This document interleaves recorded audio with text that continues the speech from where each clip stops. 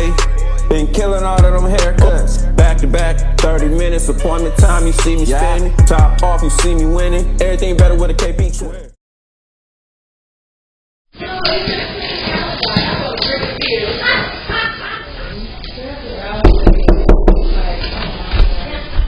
you. Yeah. Oh, I hit you shortly. Okay. A few moments later.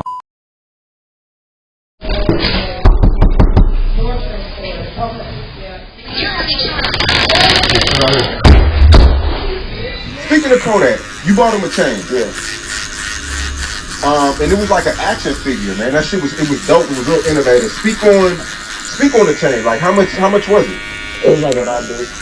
Like I said, I really want to be one of the biggest CEOs. Like I told you, I really just want to rap. I did the song with Gunna, and I was just want to do that just to be on my Gucci Man shit, just to show, okay, cool, I can do the music, but I really don't want to do music. I want to be this artist, kind of artist, and then take it to that type of level. But like as far as Kodak, man, I fuck with Kodak music. Like I told you, one of the reasons why.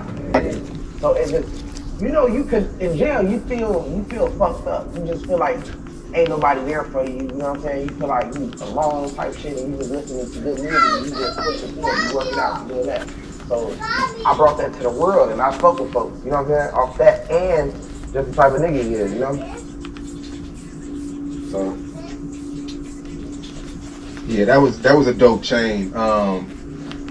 And I see him wear it pretty often too. Yeah. He always wear it. Yeah, on his album cover, all that shit.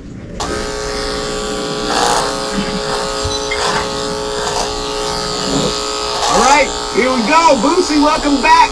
This is our 5th interview this year. Something like that. Yeah. Like I always say, Jordan Pippen is back.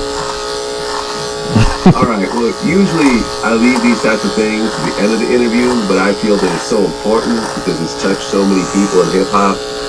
Rest in peace, Takeoff. That was such an unexpected and shocking tragedy to the world that we live in. Nobody saw it coming. Calm, collected dude. I actually did his first interview ever, 10 years ago. I interviewed him and Quavo up in QC Studios when, you know, Offset was still locked up.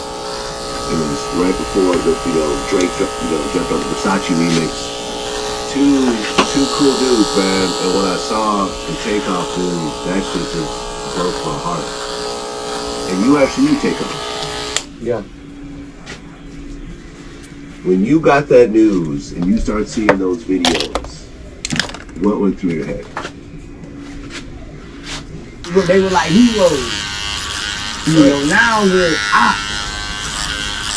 You know, they want to take us down. You know, I just feel like the opposition's in a hole right now. We talking about police. We talking about our own people. Man, I mean,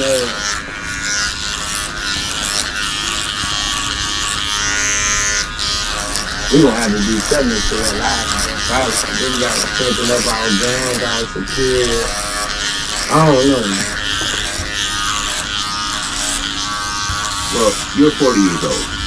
I'm 49 years old. Our 30s were a hell of a ride. I know I did, I know you did. Do you know how old Takeoff was? That shit. 28 years old. That young man just...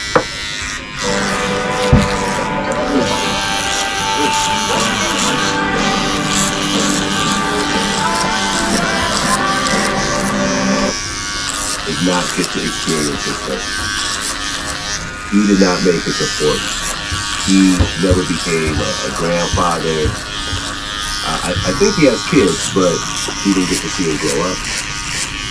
He didn't get to really experience the true fruit of his success and what he's accomplished. In his late 20s, he was gunned down in a senseless situation. It really fucked me up.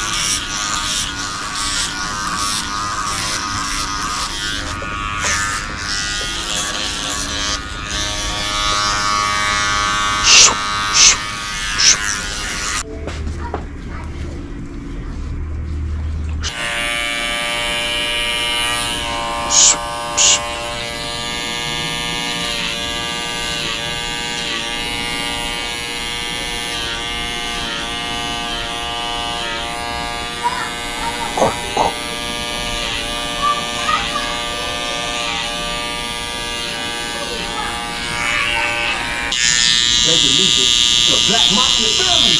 Who are we?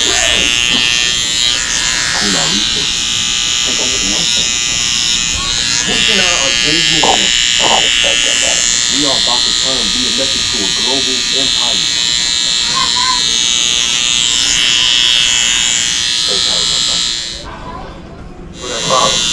This is a real mind. Meek is a mastermind. Terry was ridiculous. This dude was good, man. That's right. From this day forward, you don't know when they come. The BABYLISS story is one of rags to riches to refuge. The American dream and nightmare at the same time. Everybody moves like brothers.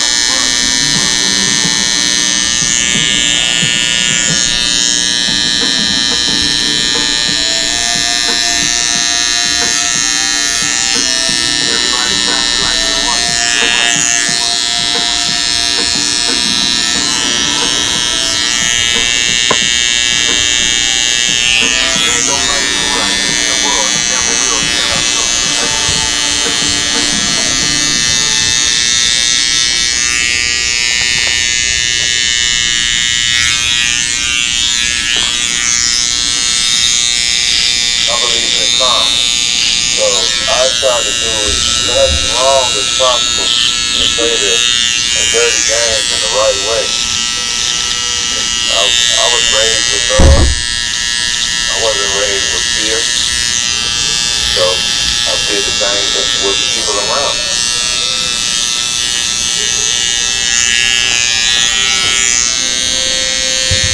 He was my firstborn son, Demetrius, and we called him NAPE. That's what the world basically knows him as, NAPE. Terry is my second-born son, and Nicole is my daughter.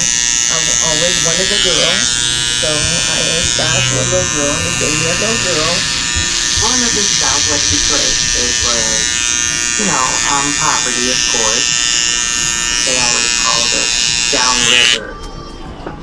It was rough, but we made it work. Church-born family, I ain't gonna say every day, but Mama was real strict to the fact that just be out late night or nothing like that. We had to home when the street lights come on, that type of stuff,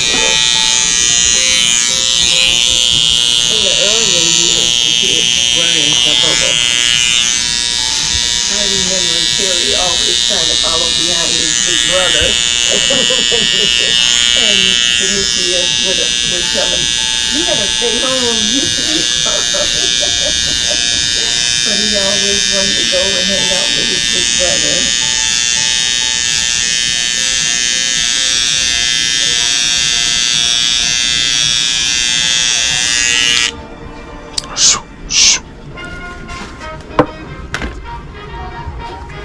The city of Detroit in the mid-20th century was the epitome of the American dream. The streets being paved with gold, and Detroit opened up floodgates because of the auto industry. For years, there has been this story of Detroit as this model city, particularly for African Americans. Black people were becoming the majority. Black people own homes. You had significant black middle class. People all over the country were looking at Detroit as a model. Detroit became a melting pot, and it became one of the most thriving metropolis in the world. But on the other hand, there's housing discrimination. Schools were unequal. The areas that were predominantly white had all kinds of resources. And another part of this is police brutality. Black people being shot and killed by police officers, even when they were unarmed, and even when they were innocent. 4 days of rioting rocked the city of Detroit in the worst outbreak of urban racial violence this year. Hoodwinism and lawlessness. On July 23rd, 1967, black people who've embraced black power start a resistance and a response to the police and their brutal tactics. This is going to happen all over America. It's going to be a hot world, not a hot summer. It's a hot world. We have a 5-day uprising in the city of Detroit. 43 people were killed, almost 2,000 injured, thousands of buildings were destroyed, thousands of arrests were made. You have to rise up to themselves. Why they can find these poor people underneath them? We gotta all get together like a unit. And it will change Detroit forever. After the 1957 rebellion, the white flight goes into hyperspeed. It's 20,000 lives leaving every year. And the auto industry and all the businesses that were built around the auto industry are leaving with them.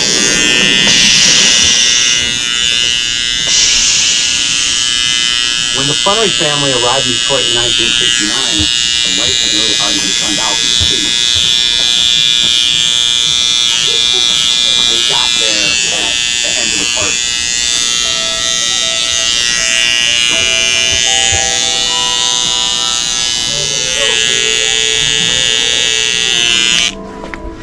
The Flannery family, when they moved across the street from me, I was sitting on the porch watching a movie. My first impression was, I could tell that, you know, they didn't have, you know, good clothes, quality clothes and things like that, but you just came over across the street and introduced yourself to me. And then his little brother Terry saw him over my house and came over. Hey, be careful now, bro. Instantly became friends. Rolling comes from a big family. You gotta really look up to them because we were a small family of 5 and we always had Rollins like brothers. And then I taught him a little bad stuff, you know, smoking marijuana and stuff like that, you know, at a young age. He was real serious, but you know, hey, I come from a big family and they were smoking weed.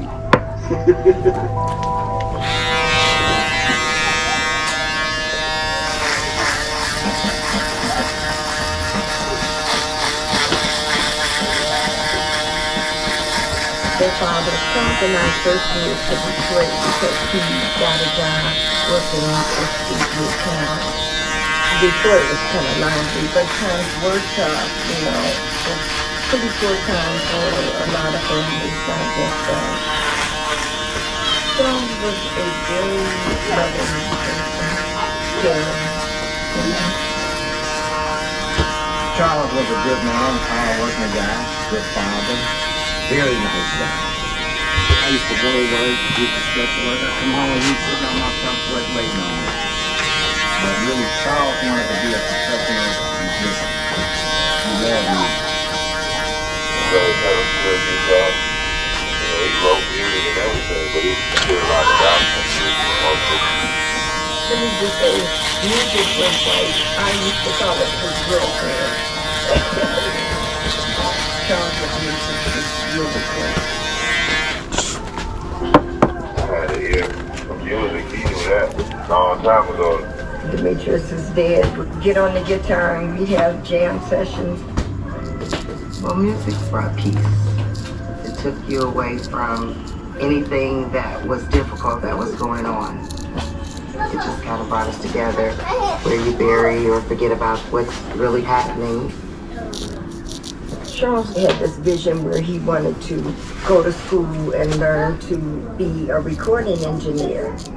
So what he did, he basically bartered with this recording studio. He would do carpentry work for the studio in order to pay for his education.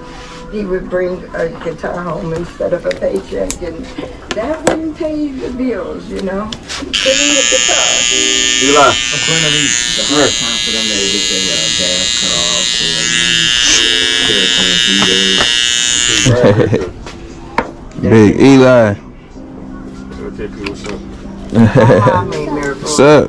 There was one our gas was off. So she cooked things on a hot plate and she made Christmas dinner.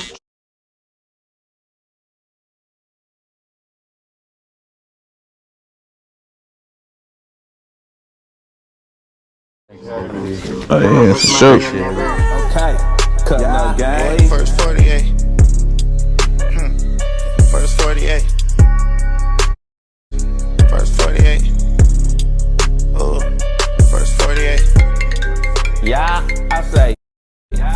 my line.